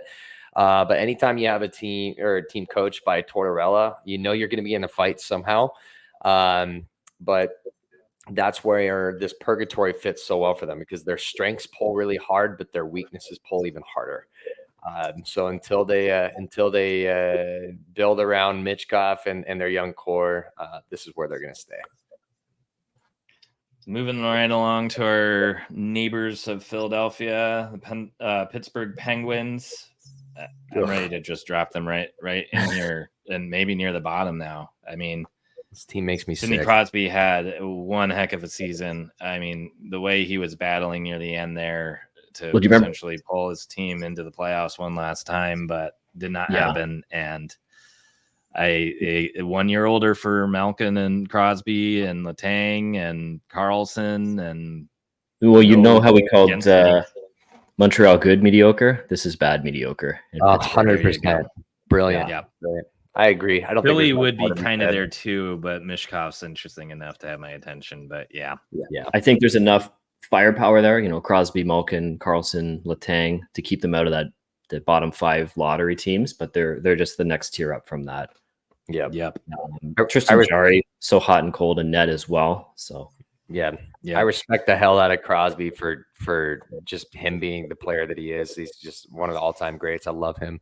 But this team frustrates me so much. I don't know what they're doing. I mean, that Rucker McGroarty train, McGroarty, that's such a hard name to say, will breathe a little life into them. I think their prospect pool is one of the weakest, but they also not a lot coming there.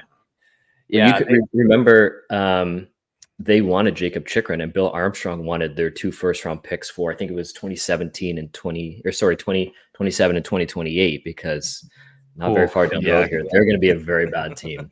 Yeah, I love one of the candidates who's expected to, first coach to be fired might be Mike Sullivan. He's got some term left, but wasn't hired by the GM. Team's not going to be very good. He just might want to go somewhere else as well. So that's something they keep an eye on.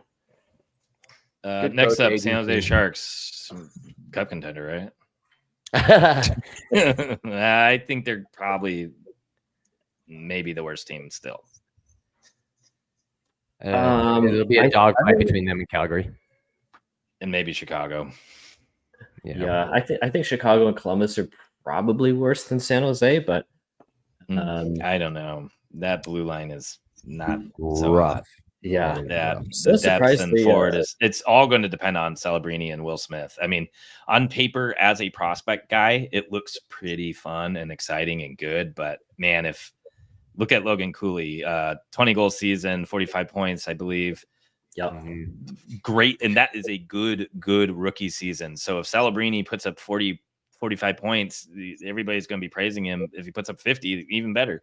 But not many teams have a top scorer of 50-ish points and make much noise. So Logan Couture, I know he missed basic Loyola last year, and I mean, not Yeah. that he's going to be a game changer, but he can. It's one more body, right, to sure. help the games. Hey, you'll lose 5-4 instead of 5-1 or 6-1, right? So, another thing with San Jose is now they got 3 goalies, so someone needs a goalie. So Vanacek or Blackwood is going to get moved up here. That Askarov trade was a brilliant move by the team, though. I mean, if you're willing to move, I think there's a lot of debate here as the price they paid. When you have those extra assets, I think it's worth that gamble. I'm personally glad that Utah didn't make a bigger push to bring him over, just because we had just drafted Rabel, who has a lot of potential, and we're kind of getting to that point where those assets are drying out a little bit, where San Jose is kind of back in the thick of it. You got some extra assets. It's kind of why we've been able to move up in drafts and get guys we like by packaging together a bunch of picks. This is kind of San Jose doing that in the offseason, in my mind. Yeah, I mean, they got the hope is there, right? They got Celebrini, they got Smith, they got Eklund. They're bad because they were good for so long under the Doug Wilson era. Right now, they're kind of paying the price, but they have had a couple of high picks now, and I mean, they're not going to be a playoff team this year, and probably not the next, and probably not the year after that. But it is coming along. Yeah, I'm so jealous of their draft this last year. They got Sam Dickinson too, number 11 overall. I mean, it's just they've got some really exciting pieces with the Celebrini, Will Smith, now Askarov and Sam Dickinson. They're going to be a fun team to watch for a very long time. But a couple more years of pain, San Jose, and you'll be out of this.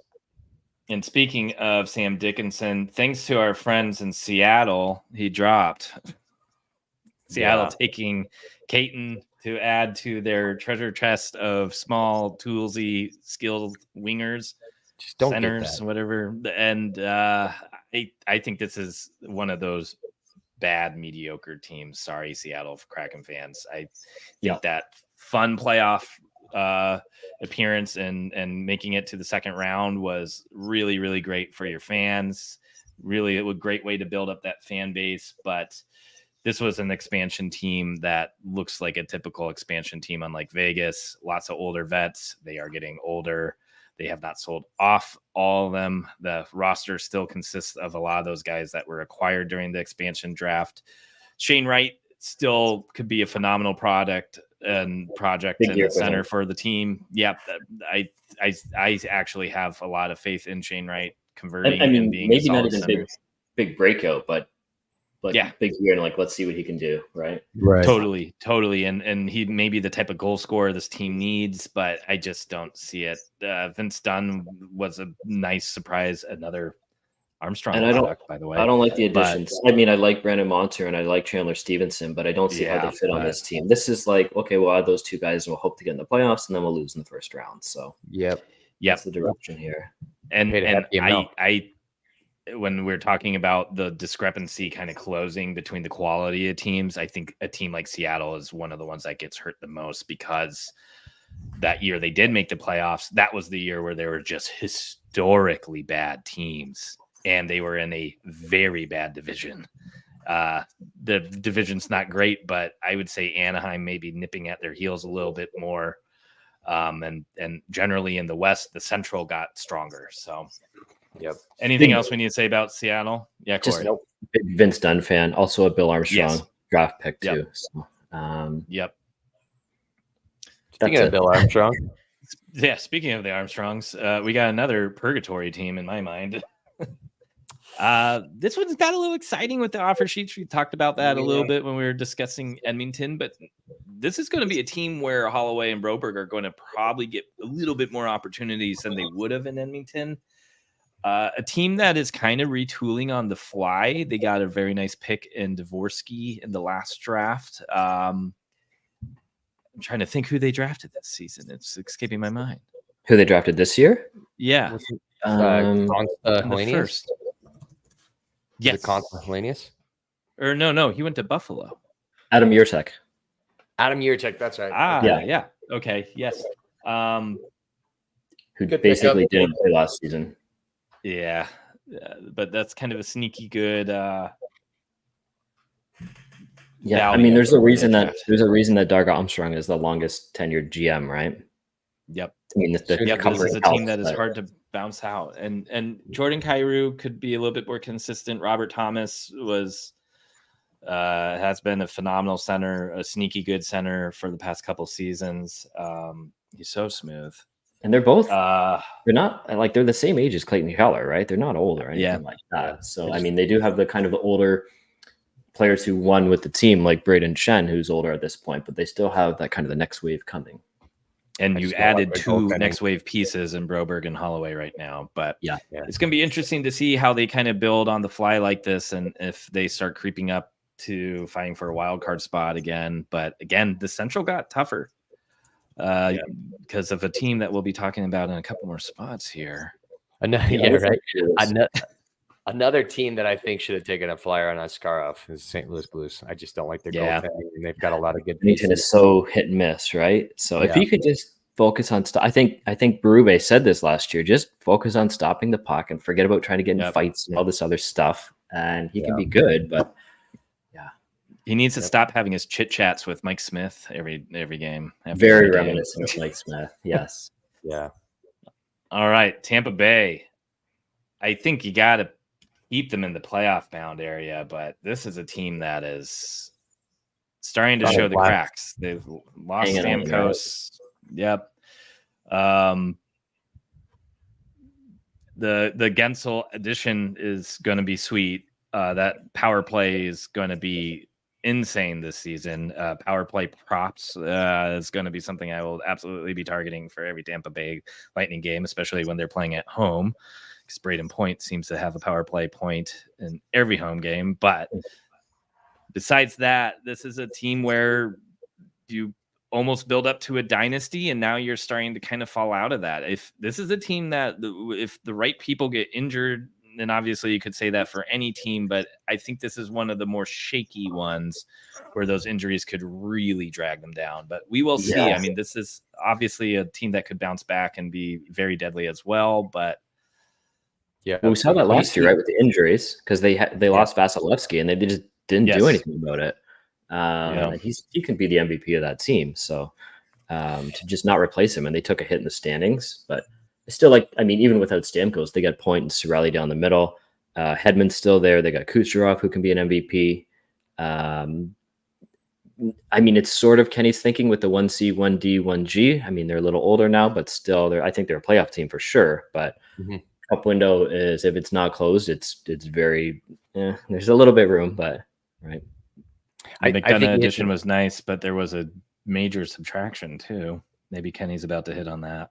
Yeah, well, I think you hit the nail on the head. I think that this team is starting to show the cracks a little bit. But any team that's coached by John Cooper, you know that they're gonna do well. But man, how have we not brought up the fact that they have traded a premier? I'm gonna say it again, a premier young number 1 defenseman off of their team in the same offseason that they lose Steven Stamkos. It's going to be a significantly different team this year. And I don't know where that Sergachev guy went, but I'll try to keep tabs. Yeah, well, and I guess they did add JJ Mosser then. That's true. He should be able to help round out that kind of middle pair there. Was a very good contributor for the Coyotes. But that Sergachev loss is I think they're going to feel it more than, I don't know. I think some fans, their fan base seems a little split on how heavy of a loss that is. But it's almost like they kind of forgot what Sergachev can do just because he missed so much time last year, right? But exactly. The year before recency bias is a real thing. Right. Yeah, this is a great comment by Utah Yeti. They lost Stamkos and Sergachev and finished 4th in the division last year. I'd put them fighting for the playoffs. Kind of okay with that. I just feel like let's keep on going, and then maybe we can count the Eastern teams in the top 2 spots. But Toronto Maple Leafs, I don't think there's any doubt that they are a playoff bound team. Right. I think the discussion is what they can do in the playoffs still. I think solidly kind of in the middle of those playoff bound tier teams. I don't have much to say. It's kind of shuffling the chairs around a little bit more, but the band's back together. Edmonton East, right? Like the forwards are there. Defense, I mean, the Chris Tanev contract is a disaster, but I mean, short term, it's fine. Yeah, short term is nice. Yeah. Interested to see how OEL is going to do in that market. He kind of struggled in Vancouver under the bright lights. I don't know about that one, so that's going to be interesting. And then in net too. I mean, I like Joe Wall, but he's young. He's missed some time. I like Anthony Stolarz as the backup too, but I mean, I don't know if there's a number one goalie there. So yeah, Joe Wall reminds me a lot of Stuart Skinner in not their playing style, but the just the similarities in there. Yeah, exactly. The narrative. That's exactly the word I'm looking for. So yeah, Edmonton East is brilliant. Again, it's just run it back. You know, that's what they're going to keep doing this until it works. Yeah, I do like the Berube addition, but I don't know if this is the collection of players for him. Right. And then Mitch Marner didn't move. I didn't think he was going to move, but I mean, that's going to float around all year in the Toronto media of his status. You got a new captain there too, with Austin Matthews taking over. But we'll see what happens. You mean to tell me Mitch Marner did not get traded for Keller, Cooley, Gunther, a first, and Hrabal? That's so weird. Yeah. No, you're right. I thought that was a shoe-in from all the Toronto fans online. Yeah, that's crazy. Currently Toronto is plus 1,500 to win the cup, which puts them in the 5th spot when you put all the teams that are tied together. But Carolina, Vegas, Dallas, Colorado, Jersey, Florida, and Edmonton are all above them, and they are tied with the Rangers, and then they are just above Nashville at plus 1,600. If Toronto and Tampa play in the first round, who are you taking? Toronto. Yeah. I think I would too, but I mean that's Toronto's path always, right? They're going to have to go through Tampa or they're going to have to go through Boston. Unless they win the division, I guess they could get a wild card, but we'll see. Maybe this is the year they win the division. I don't know. Yeah, maybe. I mean, Florida's a little bit weaker. Florida too. It could happen. Yeah. All right. Well, our favorite team, Utah Hockey Club. Lovely logo. I've seen it all over the internet. I'm actually waiting for their odds to get a little bit better before I take them making the playoffs because I would like them around plus 200, but I think they're fighting for a wild card spot this season. And I know I'm a homer and a fan, but it felt like they were for a lot of last season. And then the rumors about them moving came up and they lost almost every single game in the month of February and seemingly dropped out of a spot. But I think they're right here in this group, young, exciting forward group, added Sergachev, added Marino. I honestly think the biggest challenge for this team is going to be Ingram and Vejmelka, and if they can perform to the levels they've both been able to play at these past 2 seasons. If one gets injured too, it makes me very worried because despite what you think of Vejmelka, he's been a very good backup for Ingram and has had those games where he comes in and plays a big game when Ingram's getting a lot of playing time. It's a good tandem right now. That's my thinking as well. They're kind of on the playoff bubble. The thing with Vejmelka last year, right? I don't know if it was a mental thing or not, but it just kind of unraveled. Remember, he lost every game. It was a loss, and they weren't even necessarily big blowout losses, but it was just like snowballing, and it took forever to get in the win column. I believe in his yearbook, all the players talked about their favorite restaurant, and I think his was PF Chang's. So maybe he looked up to see if there's PF Chang's and SLC, and maybe some of our Utah friends can let us know. And maybe that if there isn't, he was a little bummed out. But Brad, I love that. That's what you just said. I can't. That came out of nowhere, but I love that you know that. But no, I agree with you guys. I think we have 2 1B goalies, and I think that they complement each other very well. But then it's in a playoff series, you need somebody that's going to stand out,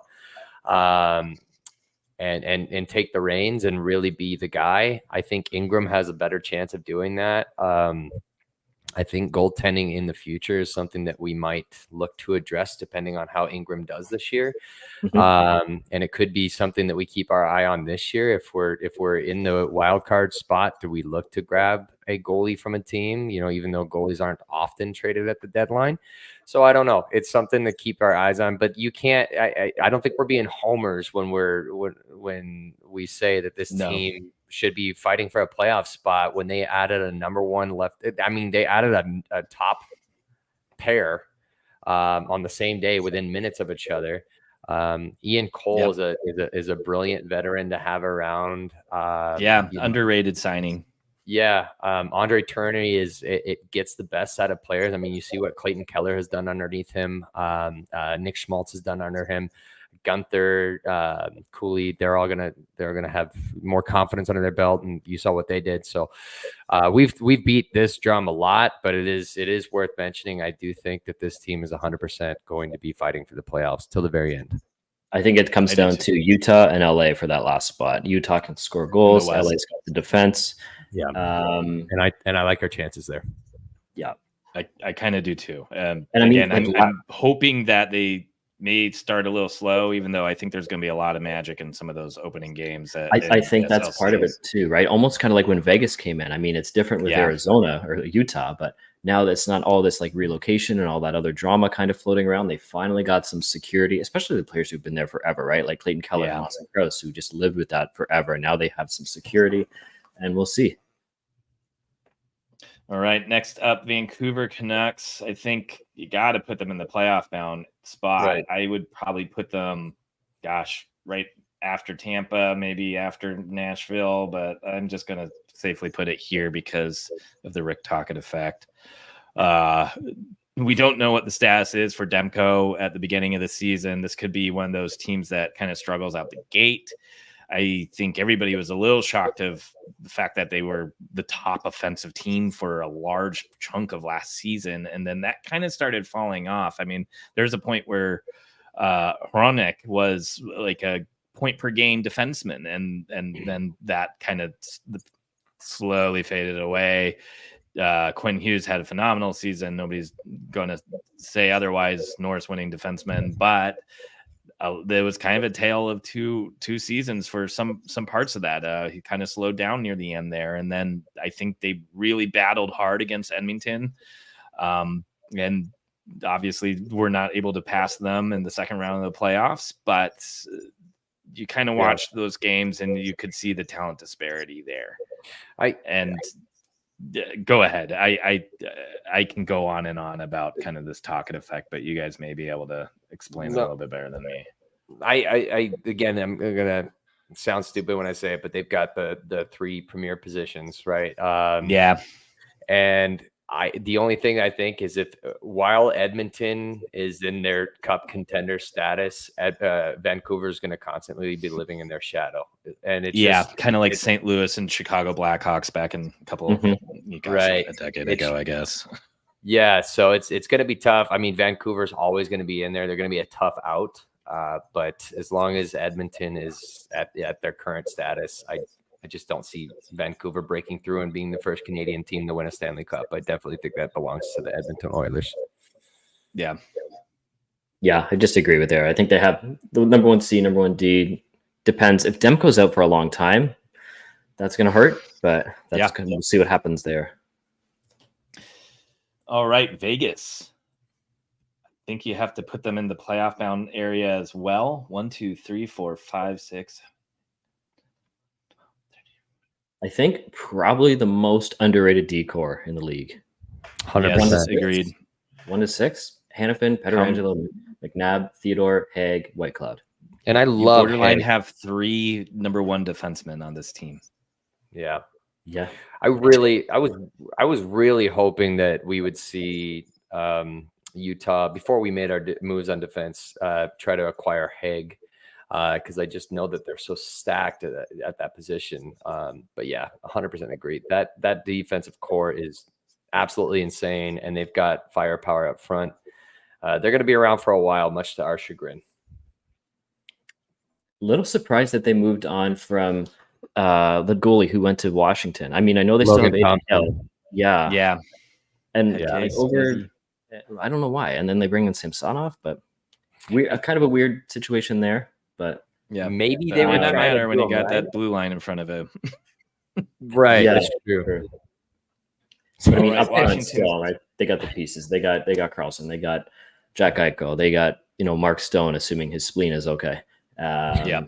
We'll see. Yeah. Samsonov kind of seems like a loose cannon. I don't know if you guys saw his Instagram comments, but No. he was like, even after he got traded or signed with Vegas, he's chirping Linus Ullmark on Instagram, and Oh my gosh. a lot of people think that he forgot to log. This. Yeah, he forgot. A lot of people think that he forgot to log into his burner account and just was doing it all night. So anyway, it's just kind of a funny storyline to follow. Something to keep an eye on. Washington Capitals, I think we just got to plop right here, right by the Penguins. I mean, it's essentially get Ovi the goal record or bust at this point. I think the only reason why they made the playoffs last year was because of all the injuries the Devils faced. I don't think they should be in the running. I think teams like Buffalo and Montreal have taken big steps, same as Ottawa in the East. I just don't think they're going to repeat what they were able to do last year, which was sneak into the playoffs. I think they're almost in that Pittsburgh tier. Now they do have some. Yeah. Pittsburgh has like nothing. At least Washington has McMichael and Lapierre and some other pieces. Strom's still youngish. Yeah. I don't. Now I don't you're like getting the Miroshnichenko. But yeah. Pierre-Luc Dubois, I don't know why they're bothered with that. Gosh. It was such a strange trade. I don't think they're making the playoffs. I think the biggest question there is, does Ovi get the goal record this year or next? I think he's 41 or 42 back. That's probably 2 more seasons for him at this point, but it's coming. Yeah. That's so crazy to think. All right, and last but hopefully not against least, Utah. And like every record was against Arizona. Can we not have that happen with Utah? That would be great. I think the Jets are going to be at the top of this fighting for a wild card spot. Ooh, if I can move it there. I think logically, yes, I think they make the playoffs and are playoff bound. But to kind of format into this tier ranking, I kind of want that we currently have 14 teams that we are considering playoff bound. So I feel like there should be room for 2 spots, and that's why I would say they're at the very top of this fighting for a wild card spot. Yes, I think they are. I do too. I think there's probably realistically only one wild card spot that it's going to be up for grabs, and that will either. I mean, it's hard to say if it's going to be on the East or the West here. I would lean on the West, but if you put Winnipeg into a playoff spot here, then that means that the same teams are going. And for debate's sake, I think this feels a little bit better. Yeah, I think even just having Hellebuck, they're going to get in. They have a number 1 center or former number 1 center. Kyle Connor, always underrated, right? There's 35 goals there. Would like to see Cole Perfetti get a little more playing time this year. I would too. But still a lot of good pieces there. Gabe Velarde, I just getting rid of Dubois and bringing in the pieces they brought there. I think that's kind of surcharged the group a little bit.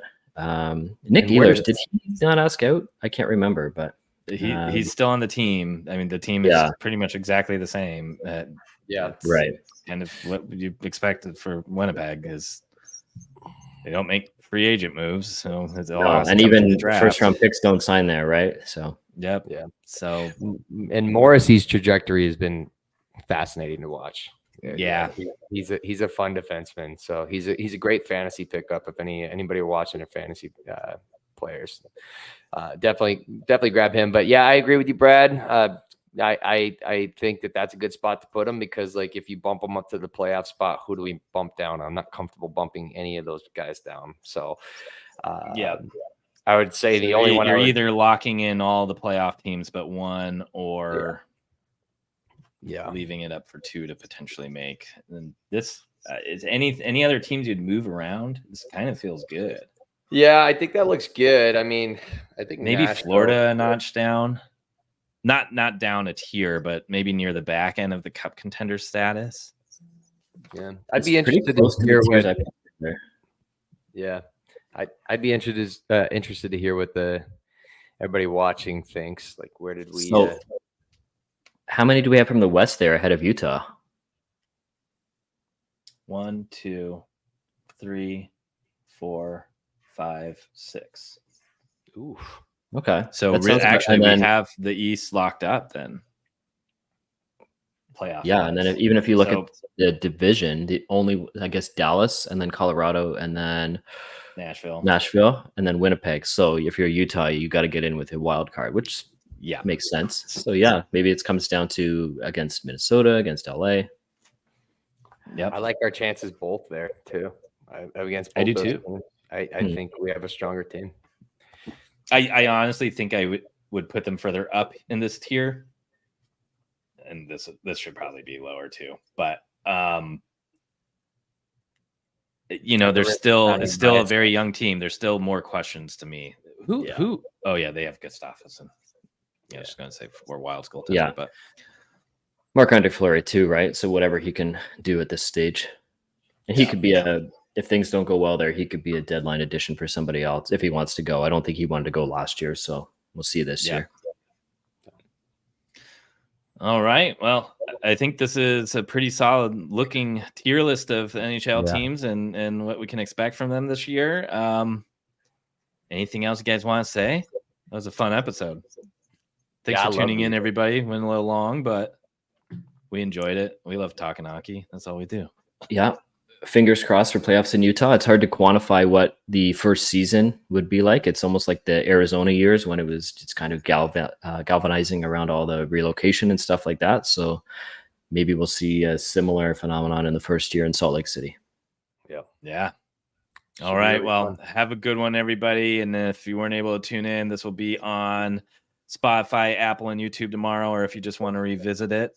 Otherwise, definitely make sure you're following us on the Clean Hits Substack. That's cleanhits.substack.com for all of our written content. Make sure you're following us on Instagram, on Twitter, all your favorite types of podcasts, hosting platforms, and otherwise, adios.